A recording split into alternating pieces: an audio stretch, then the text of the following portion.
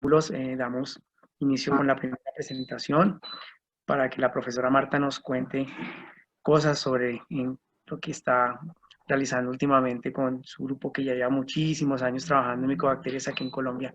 Entonces, Marta, muchísimas gracias, tienes la palabra. Bueno, pues de nuevo los saludo a todos. Me complace mucho volverlos a ver después de bastante tiempo. Le agradezco a Carlos Jessy su invitación. Entonces yo voy a hacer una presentación muy rápida y muy somera de lo que nosotros hacemos. Yo dirijo el grupo de investigación MICOVAC-UN, que ha sido clasificado en categoría A por Colciencias. Nosotros tenemos varias líneas de investigación, las que ustedes ven acá, la Asociación Micobacterias VIH-Sida, que siempre me han interesado, pues de esta línea de investigación salió Mycobacterium colombiense. Epidemiología molecular de la tuberculosis, que ustedes también los que ya me conocen saben que yo trabajo, y tuberculosis en poblaciones de alto riesgo y vulnerables, que me interesan pues muchísimo también, como son los pacientes VIH positivos, los presos o población privada de la libertad y la población indígena. Entonces nosotros hacemos trabajo de campo en las cárceles, con las comunidades indígenas, en los hospitales, con los pacientes VIH positivo. En el grupo pues no alcancé a mostrar, pero bueno, participan estudiantes de pregrado, estudiantes de posgrado de la universidad y profesores también del Departamento de Microbiología y de Epidemiología de la Facultad de Medicina de la universidad. Entonces, esos trabajos son muy importantes porque los estudiantes aprenden a hacer trabajo de campo, aprenden a hacer las encuestas también epidemiológicas, y eso me parece que es una parte muy importante, tanto para estudiantes de medicina como estudiantes de bacteriología y de enfermería. Les voy a mostrar un poco algo de los resultados. Esta es una publicación que acaba de salir de la estructura poblacional de aislados clínicos de Mycobacterium tuberculosis multidrogoresistentes de Colombia, en el cual participó el Instituto Nacional de Salud y el Instituto Pasteur también de Guadalupe.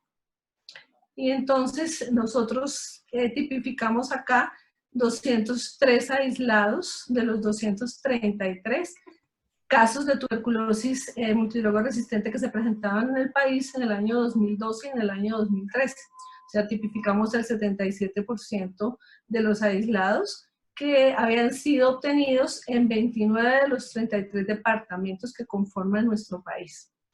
Como ustedes ven, encontramos una gran variabilidad de genotipos. Nunca pensamos encontrar tantos, pero sí son muchos los genotipos que están asociados con la resistencia, y vimos que van a variar de acuerdo a la zona geográfica del país.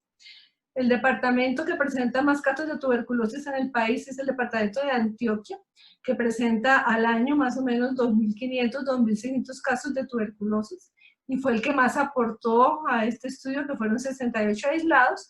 Está el departamento del Valle del Cauca, que es el segundo también en número de casos, no en incidencia, que tiene más o menos, o presenta más o menos 1.800 casos al año. Y está la ciudad de Bogotá, que más o menos presenta al año 1.200 casos de tuberculosis.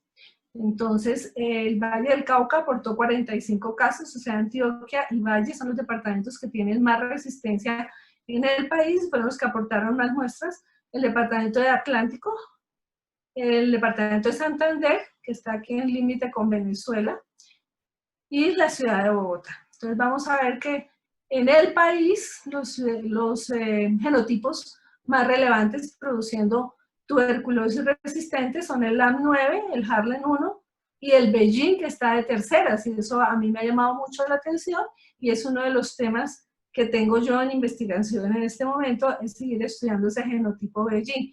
Este genotipo Beijing está entrando por el puerto de Buenaventura, que se encuentra en el departamento del Valle del Cauca, es el puerto importante de Colombia en el Pacífico, por donde llegan los barcos de Oriente, más que todo llegan a este puerto. Y por allí, al parecer, está entrando este genotipo Beijing. En el Buenaventura encontramos tanto Beijing clásico como Beijing like, al que le falta el espaciador número 40 cuando se hace espolidotype. Los pacientes que tienen este genotipo Beijing like CYP190 pues se mueren. Yo no he visto ningún paciente que se haya salvado y está muy asociado a resistencia a los 4 medicamentos de primera línea. Entonces, en este departamento, si ustedes ven, el primer genotipo productor de tuberculosis farmacoresistente es el genotipo Beijing y Beijing-like. Aunque también se encuentra el Beijing clásico, está siendo superado por el Beijing-like en este departamento. Miren ustedes también la cantidad de genotipos que hay en este departamento, donde está, pues como les decía, el puerto de Buenaventura, comparado con el departamento del Atlántico, donde tenemos el principal puerto sobre el océano Atlántico en el país, que se encuentra en la ciudad de Barranquilla. Entonces la pobreza es mucho mayor, el hacinamiento es mucho mayor aquí en el puerto de Buenaventura que en el puerto de Barranquilla. Y vemos que hay pues menos genotipos. Y si lo comparamos, lo mismo con el departamento de Antioquia, con Santander o con Bogotá. Entonces vemos cómo se diferencia dependiendo pues de la región del país donde se encuentran los casos resistentes.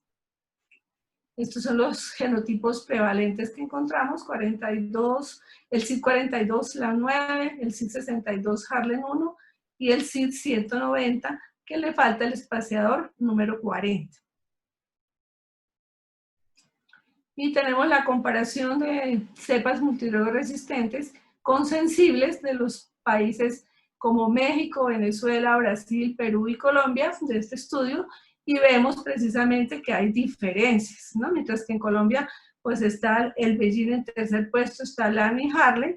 En México, por ejemplo, está LAM, T y X, en Venezuela está LAM y está T, en Brasil está LAM y está T también, y en Perú está LAM y está T también. Entonces también va a variar dependiendo del país. En estos también hay Beijing, pero no son un problema en México, en Venezuela, ni en Brasil, ni en Perú. La mayoría de los Beijing que hemos visto pues son susceptibles, no como los colombianos, que son multidrogoresistentes como mínimo, y como les digo, Beijing-like está asociado a resistencia a los 4 medicamentos de primera línea.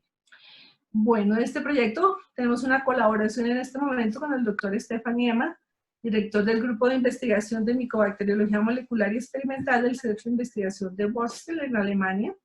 Están secuenciando todas estas cepas multidrogoresistentes. Está la estudiante Francis Joana Pérez, que trabajó conmigo en mi grupo y que ahora está haciendo el doctorado con el doctor Niemann. Está trabajando en la secuenciación de estas cepas también. Bueno, como les comentaba, nosotros también trabajamos en cárceles. Hicimos ya un estudio en la cárcel Picota de Bogotá, y este es un estudio en la cárcel La Esperanza de Guaduas, Cundinamarca. Fue financiado por la gobernación de Cundinamarca. Aquí nosotros estudiamos 2020 presos de los 2.630 que estaban en ese momento detenidos en esa penitenciaría. Es el 76.8% de los presos que aceptaron voluntariamente participar en el estudio. Y se les hizo prueba de tuberculina para estudiar tuberculosis latente, y se tomaron también muestras de esputo, bien sea inducido o espontáneo, dependiendo si el interno podría expectorar o no. Llevamos terapistas respiratorias que tomaban los esputos inducidos y también fueron encargadas de recolectar los esputos espontáneos. Entonces, nosotros examinamos, en este caso, 301 sintomáticos respiratorios. Primero se hizo una encuesta al total de los presos para mirar si tenían sintomatología respiratoria, y a los que salieron con sintomatología respiratoria por la encuesta, entonces los médicos que se contrataron para el proyecto les hacían una consulta y el médico determinaba quiénes pasaban a hacerse las pruebas. Entonces encontramos una prevalencia muy alta: 24 de los 301 pacientes que examinamos tenían tuberculosis, para una prevalencia muy alta de 1.016 casos por 100.000 presos, comparado con la prevalencia de tuberculosis en la población general en Colombia, que es de 26.8 casos por 100.000 habitantes. Es decir, que la prevalencia que nos dio en la cárcel es 38.3 veces la prevalencia de la población general. En cuanto a la tuberculosis latente, fueron positivas 1.306 pruebas de 1.932 que se aplicaron en la penitenciaría, y muy alta, ¿no es cierto?, la proporción de presos. El 67.6% de los presos tenían la tuberculina positiva. Pues eso es alarmante. Desafortunadamente en Colombia no hay plata para darle quimioprofilaxis a los presos, pero ustedes saben que el hacinamiento que tienen las cárceles de Sudamérica y del mundo en general, pues es muy alto, y eso hace pues de que la tuberculosis esté transmitiéndose activamente en las penitenciarías. Nosotros acá encontramos, estos son las cepas que se tipificaron, y encontramos 3 clústeres, y de esos 3 clústeres pudimos comprobar que había un vínculo epidemiológico entre los pacientes. En el caso del clúster 1, los 2 pacientes que conforman ese clúster compartían la misma celda por más de 3 meses, igual en el clúster 2, estos pacientes también compartían la misma celda. En el caso del clúster 3, los 2 pacientes, aunque no compartían la misma celda, sí estaban en el mismo patio de la penitenciaría, en las celdas próximas, las celdas 11 y 14. Bueno, nosotros también, como les comenté, trabajamos con pacientes VIH positivos, también es un grupo poblacional que a mí me ha encantado estudiar siempre. Y este es un estudio que fue financiado por Conciencias, en la que participó también la Secretaría Distrital de Salud de Bogotá, los hospitales Simón Bolívar y Santa Clara de la ciudad de Bogotá, y el doctor Nalin Rastogue y David Cubin del Instituto Pasteur de Guadalupe. Entonces nosotros estudiamos acá 356 pacientes VIH positivos, a quienes les tomamos 1.313 muestras durante un año. Hicimos este trabajo de campo. Se les tomaban las diferentes muestras de acuerdo a la sintomatología de los pacientes. Si eran sintomáticos respiratorios, pues se tomaba muestra de esputo igual, espontáneo o inducido, y se hacían baciloscopia, cultivo en medios sólidos, en medios líquidos. Se usó el sistema Bactrimigi, y se hacían también pruebas moleculares para diagnóstico, la PCR 6110 y el genotype. Los cultivos positivos pues se identificaban también para descartar complejo micobacteriano en tuberculosis, y si eran complejos se les determinaba la susceptibilidad por el sistema Bactrim-City, por el genotype MTBD+, y también se genotipificaron por virus y por espolidotype. Las micobacterias no tuberculosas se diferenciaron mediante PRA y genotype CM. Entonces, de los 356 pacientes que examinamos, 85 fueron positivos para micobacterias, el 23.8%. Tuberculosis fueron positivos 69 pacientes, el 19.4%. Micobacterias no tuberculosas, 15, el 4.2%. Y un paciente tuvo simultáneamente tuberculosis y MAC. Las tuberculosis, 36 casos fueron detectados por cultivo, y el resto de diagnósticos se hizo por pruebas moleculares, por PCR o por genotype. Y se obtuvieron de los 36 pacientes, 49 aislados de micobacterium tuberculosis, ya que se les tomaban diferentes muestras. A todos se les tomaron 2 hemocultivos y tuvimos micobacterias de muestras de sangre. Bueno. Estos son los genotipos también más prevalentes que se encontraron. Aquí no encontramos clústeres en esto, porque eran pacientes de diferentes hospitales, o sea, no hubo transmisión reciente. Este es un proyecto que estamos adelantando en este momento, que yo pues quiero mucho. Es un proyecto en población indígena del trapecio amazónico. Es un proyecto financiado por el Sistema General de Regalías, por Conciencias. La Gobernación de Amazonas también está acá. Y lo estamos haciendo pues en este municipio de Puerto Nariño, que queda a 3 horas de Leticia, que es la capital del departamento de Amazonas. Amazonas es el departamento que tiene la mayor incidencia en Colombia. Lleva más de 10 años siendo el departamento con la mayor incidencia. Pero pues tiene su población muy dispersa, entonces nosotros, esta es la primera parte del estudio, que lo estamos haciendo en Puerto Nariño. Acá está la cabecera municipal. Lo estamos haciendo en 23 comunidades que están asentadas sobre el río Amazonas y sobre el río Loreto-Yaco. Donde están los punticos, están cada una de las comunidades.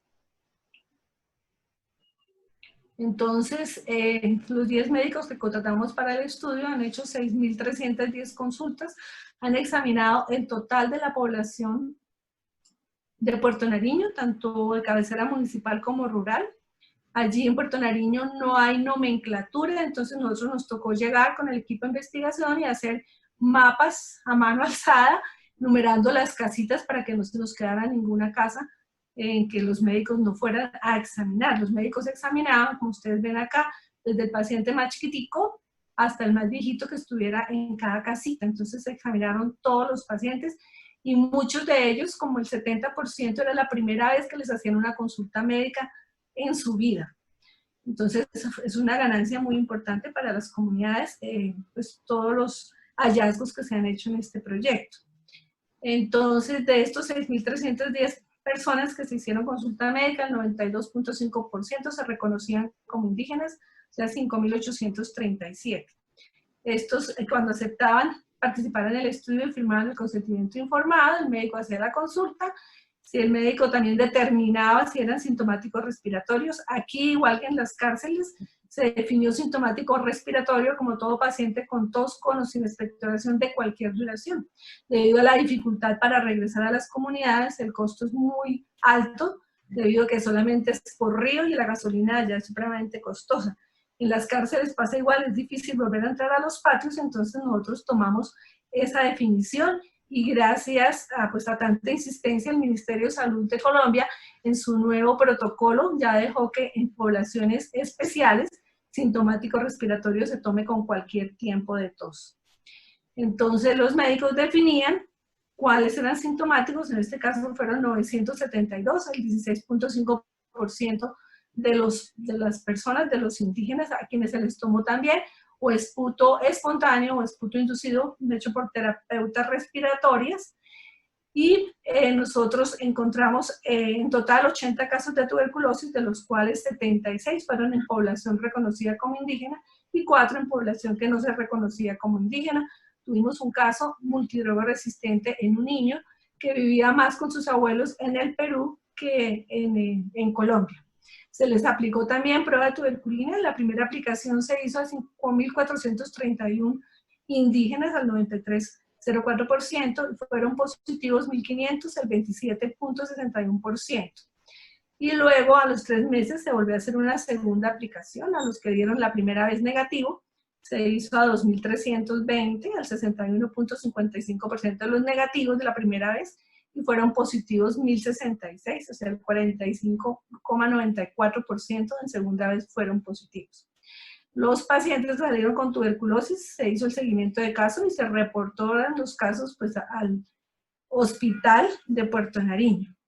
Estas son las casitas que ustedes ven donde viven ellos, son casitas muy chiquitas donde pueden vivir 4, 6, 7, 8 personas en estas casitas. Aquí tenemos auxiliares de enfermería indígenas que fueron entrenados para aplicar y leer la prueba de tuberculina, y cuando tenían que volver a leer las pruebas en estos peque se llaman allá, a las 72 horas de aplicación de la prueba.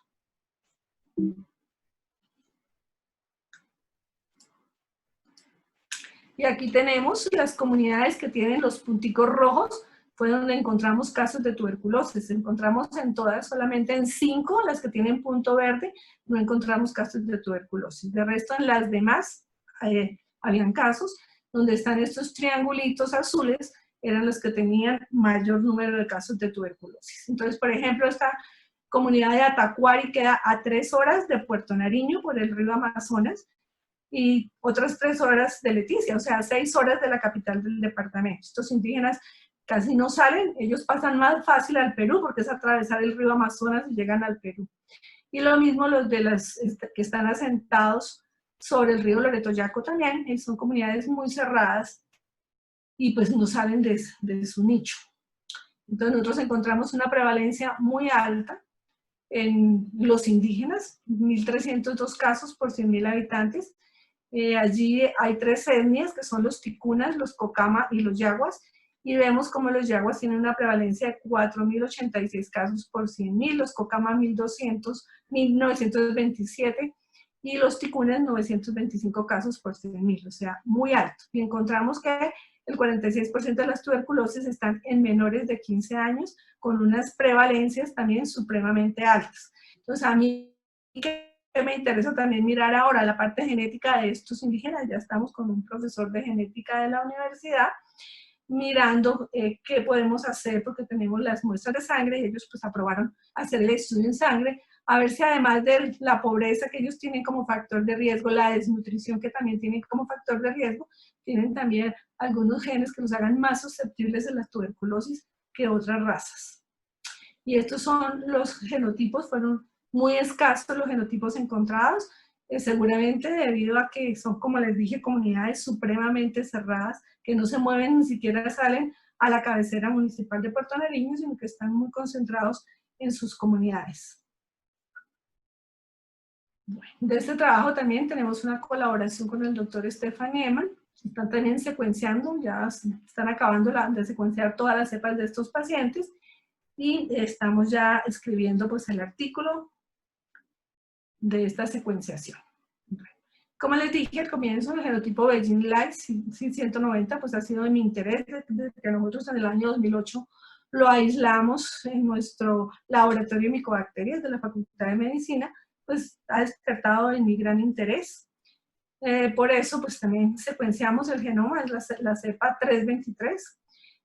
La secuenciación se hizo mediante PacBio y mediante Illumina también.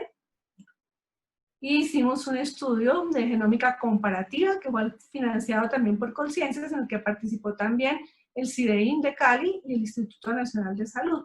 Y aquí vemos pues un dendrograma donde vemos cómo nuestros cepas Beijing-Lai se agrupan acá en esta rama del dendrograma. Estas otras en gris son también cepas Beijing que ya estaban secuenciadas y se encontraban en la base de NCBI, y los demás pues son otros linajes. Entonces vemos que nuestras cepas se ubican acá. Entonces escribimos un proyecto que fue aprobado por Colciencias, en el que participa también el Instituto de Nutrición Salvador Subirán, con el doctor Rogelio Hernández Pando aquí presente, y la doctora Patricia del Portillo de Corpogen y la Universidad Nacional, y es una tesis de doctorado de la estudiante Irene Cerezo, es virulencia, respuesta inmune in vivo, transcriptómica de Mycobacterium en tuberculosis, genotipo Beijing-Lai, circulante en Colombia. Ya hizo su pasantía en el laboratorio del doctor Rogelio Hernández. Es un trabajo que ya estamos pues terminando, de ahí salió este artículo de revisión de circulación de Mycobacterium en tuberculosis, genotipo Beijing en Latinoamérica y en el Caribe, y vemos cómo Cuba, como Perú y Colombia, pues son los países que tienen más circulación de Beijing, más Cuba que Perú, y luego pues siguen los demás que tienen muy poquito Beijing. Entonces nosotros estudiamos 3 cepas, que son la cepa 323, que son las que les he nombrado muchísimo. Es una cepa que cuando nosotros informamos en el 2008, el hallazgo era una cepa multidrogo resistente, era resistente a los 4 medicamentos de primera línea, pero después de que secuenciamos el genoma nos dimos cuenta que era una cepa XDR, que casi no nos la dejan trabajar en México por el susto que tenían las personas de manipular un tipo de cepas de estas, y realmente lo que se ha visto hasta el momento que es una cepa muy, muy virulenta. La cepa 391 Beijing clásica, que la aportó el Instituto Nacional de Salud, es multidrogo resistente, y tenemos una cepa LAM también de otro estudio que estamos haciendo, que es sensible, pero también hemos visto que es una cepa muy virulenta. De acá pues no les alcanza a mostrar más resultados, o espero que en otra oportunidad que tengan les podamos mostrar, son resultados bastante interesantes, tanto el transcriptoma de ratón como el transcriptoma de la bacteria. Y pues les agradezco a todos muchísimo su atención. Sé que el tiempo era breve y pues no alcancé a colocar más diapositivas, pero pues muchísimas gracias por su atención. Muchísimas gracias, Marta, excelente. Quería felicitarte por este trabajo, es un trabajo muy extenso, además es de una importancia relevante, toda vez que por las comunidades a las cuales se interviene, y realmente es, como valga la redundancia, una intervención de salud pública importante. Entonces tenemos unas preguntas. Primero está Rogelio. Rogelio, ¿tienes la palabra?